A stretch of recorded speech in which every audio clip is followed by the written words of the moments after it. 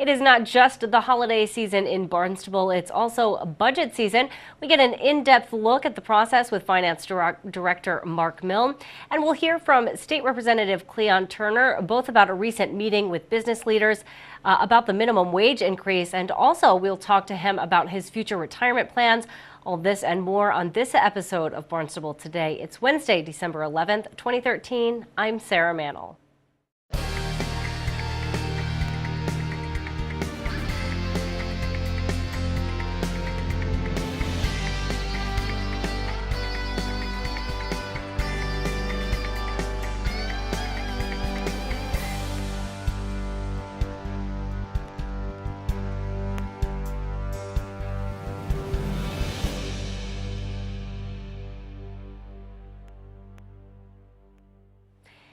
Town department heads are busy working on budget development for fiscal year 15. Finance Director Mark Milne says budget planning makes for a busy December. Every department has completed their submissions as far as the capital improvement program goes, and those are being reviewed by our task force of various division and department managers, as well as our Comprehensive Financial Advisory Committee.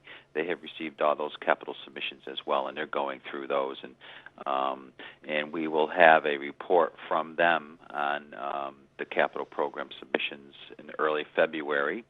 And this Friday is the deadline for all of the municipal departments to submit their operating budget packages. And so it's a busy time of year for all the departments in the budget realm as they just finished their capital submissions, and now they're working hard on their operating budget submission. Milne says the Finance Department will be meeting with all town departments over the next few weeks to discuss capital and operating budgets.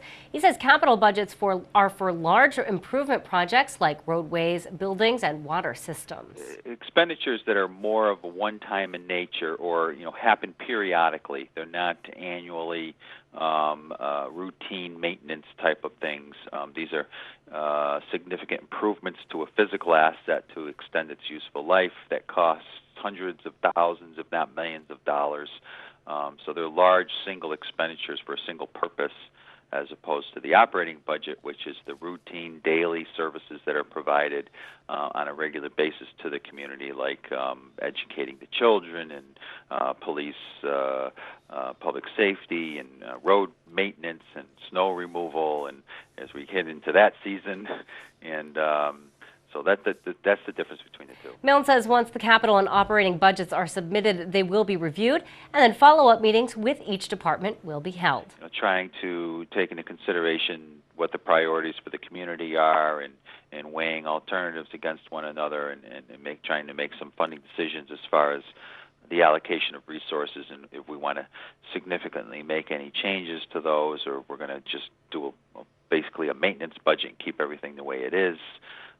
So there's a lot of meetings that go on with the department heads after the submissions are made, so that we can work all that out. And we, of course, will keep you updated on the budget process. A bill going through the state legislature would raise the minimum wage to $11 an hour gradually over the next 3 years. Barnstable This Morning host Sarah Colvin talked with State Representative Cleon Turner about what he's hearing from area business owners. They also discussed his recent announcement that he will not be running for re-election. We share a portion of that interview with you now. And we do understand, or I can only speak for myself, so I can say I understand their concerns and listen very carefully to the concerns. But have to say that, I was in the legislature when we increased the minimum wage to $8 per hour, and we heard exactly the same concerns that, probably had no effect after we passed it and increased it to $8. The one thing that I did hear that does concern me and has caused me some math problem, and I've been working on this to understand it much better, and that is the tipped minimum wage, increasing that to be 50% of the current or the actual minimum wage, which it was in the past, by the way. That right. is putting it back to where it was. But it seems to me that raising the tipped minimum wage would not help the tipped employees at the bottom of the scale. It would only help the tipped employees who are already making more than the minimum wage anyway. if you do the math. Exactly. Certainly, that's definitely a good point. I will say I don't know much about the salary structure in the service industry, but I do know that their minimum wage is certainly much lower than the average minimum wage. Yeah, the way it works for the tip to minimum wage is the tip to minimum wage is $2.63 per hour. However, the waitresses and tipped employees also get their tips. So the law states that if their minimum wage of $2.63 plus their tips does not equal the actual minimum wage, then the employer has to pay them the actual minimum wage. So if you've got a tipped employee getting $2.63 an hour who doesn't have his combination tips and salary equal the minimum wage, it brings him up to, let's say, $8 an hour. If you increase that $2.63 to $5 an hour, it still only brings him up to $8 an hour. Aha. So I don't see the math. There's something wrong with the math there. It's either my math or the math doesn't work. So if somebody is already making $2.63 an hour and their tips bring them way over the $8 an hour, they benefit by having that increase in the tipped minimum wage. Exactly. But the person who doesn't make it to that minimum wage only gets to the minimum wage. So it doesn't matter what the tipped minimum wage is. It only matters what the minimum wage is. Exactly, and that certainly makes a lot of sense. So, definitely lots of discussion left. When I last spoke with members of the House as well as the Senate, there was really no word on if and when the House was going to take this up. Have there been any changes in that recently? No. What the discussion was before we took our break between the House and the Senate was that the House leadership wanted to include some other things besides the minimum wage. For example, they wanted to include some provisions in that change that would benefit small businesses and businesses in general. For example, the amount of money a business has to pay into the unemployment pool. The Speaker wants to lower that amount, or at least keep it level where it is.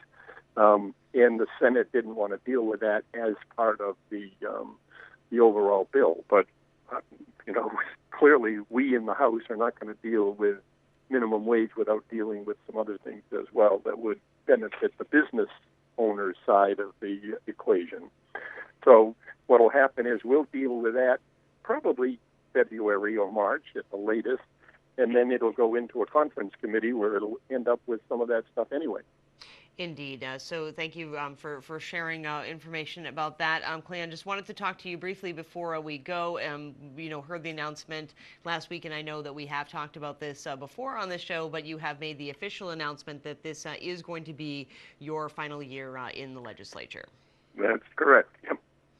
So what led you to this decision? Just time to go, done your thing, and ready to say goodbye and retire? Well, actually, a couple of things have led to it. Probably the primary incentive is that my wife's going to retire, and she's telling me she's going to retire and travel with or without me. So I think it's the best way to do it with me is for me to retire as well. So that really is part of it. But the other part is, it'll be 5 full terms at the end of this term. It'll be 10 full years. Which is about average for the first Barnstable District State Rep. Generally through the past, and Tom George was 8 years, and so on. And I'll be 69 years old at the end of the term. So 69 seems like a good time to retire. Retire before you're 70 seems like a good motto. Absolutely. And you got to make your wife happy, right? That's always the number one thing. Yeah, exactly. Everybody's happy if the wife is happy. Well, Representative Turner, certainly enjoy having you on the show, and we will chat with you again next week. And have a great day and happy holidays. Thanks. For Barnstable Today, I'm Sarah Mannel.